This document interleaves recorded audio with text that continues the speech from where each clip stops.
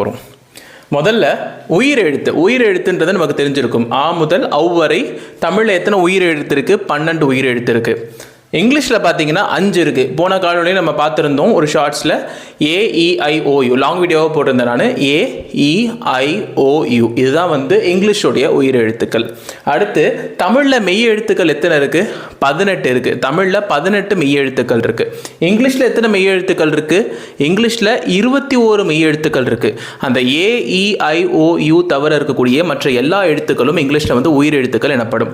அடுத்து உயிர்மெய் எழுத்து நமக்கு சொல்லுவோம் இல்லையா, இக்கு ப்ளஸ் ஆ கா புள்ளி வைத்த எழுத்துக்கள் சொல்லுவோம் இல்லையா. ஸோ அந்த மாதிரி உயிர்மெய் எழுத்துக்கள் தமிழில் 216 உயிர்மெய் எழுத்துக்கள் இருக்குது. இங்கிலீஷில் இல்லவே இல்லை. அடுத்து மொத்தம் ஆயுதம் பார்த்தீங்கன்னா ஒரே ஒரு ஆயுத எழுத்து அக்கு இருக்குது. இங்கிலீஷில் ஆயுத எழுத்து அப்படின்ற ஒரு விஷயம் கிடையாது.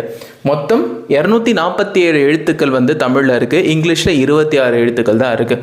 ஆனால் இந்த 26 எழுத்துக்களே எந்த விதமான ஒரு மொழியாக இருந்தாலும் ஓரளவுக்கு வச்சு சமாளிச்சிடலாம். அதை பேஸ் பண்ணி இங்கிலீஷ் ரொம்ப ஈஸியாக அடாப்ட் ஆயிரும். அதனால தான் ஆங்கிலம் அப்படின்றது பரவுறதுக்கு ரொம்ப ஈஸியாக இருந்தது.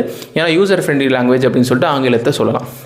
இப்போ இதை ஏன் நான் எக்ஸ்பிளைன் பண்ணுறேன் அப்படின்னு பார்த்தீங்கன்னா, 247 எழுத்துக்களை கொண்டு தமிழ் மொழியில் நம்ம இவ்வளோ சூப்பராக பேசுகிறோம்.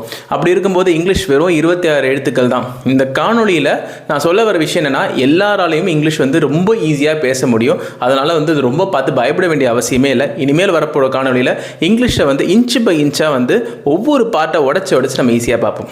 வாங்க காணொலிக்குள்ள